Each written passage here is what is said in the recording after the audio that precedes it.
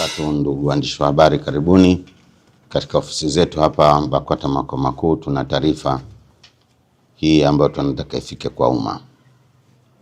Baraza la Ulama BAKWATA leo tarehe 14 mwezi wa 7 2026 limekutana katika kikao cha dharura chini ya Kaimu Mufti Sheikh Ali Khamis Ngeruko ambaye pia ni naibu kadhi mkuu wa Tanzania.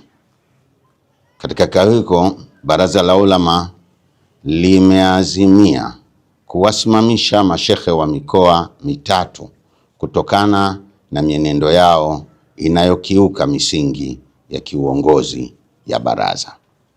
Mashekhe hao waliosimamishwa ni kama hivi ifuatavyo: moja, Sheikh Walid Alhad Kawambwa, Sheikh wa mkoa wa Dar es Salaam. Mbili, Sheikh Isa Nasr Isa, Sheikh wa mkoa wa Singida. Tatu, Sheikh Hassan Kiburwa, Sheikh wa mkoa wa Kigoma.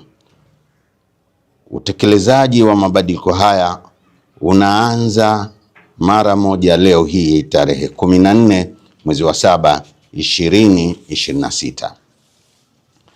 Aidha, Mheshimiwa Mufti na Sheikh mkuu wa Tanzania Sheikh Dr. Abubakar Zuberi Mbwana amewakaimisha mashekhe wafuatao kushika nyadhifa hizo kama ifuatavyo: Sheikh Abbas Ramadhani Abbas, mjumbe wa baraza la mashekhe mkoa wa Dar es Salaam, amekaimishwa kuwa kaimu shekhe wa mkoa wa Dar es Salaam.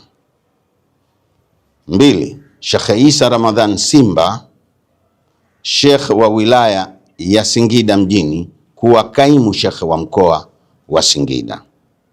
Tatu, Sheikh Uwais Muhammad Kiumbe, mwenyekiti wa halmashauri ya mkoa wa Kigoma, kuwa kaimu shekhe wa mkoa wa Kigoma.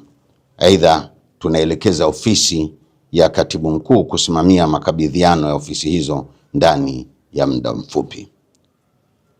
Mimi Sheikh Hassan Saidi Chizenga, katibu wa Baraza la Ulama.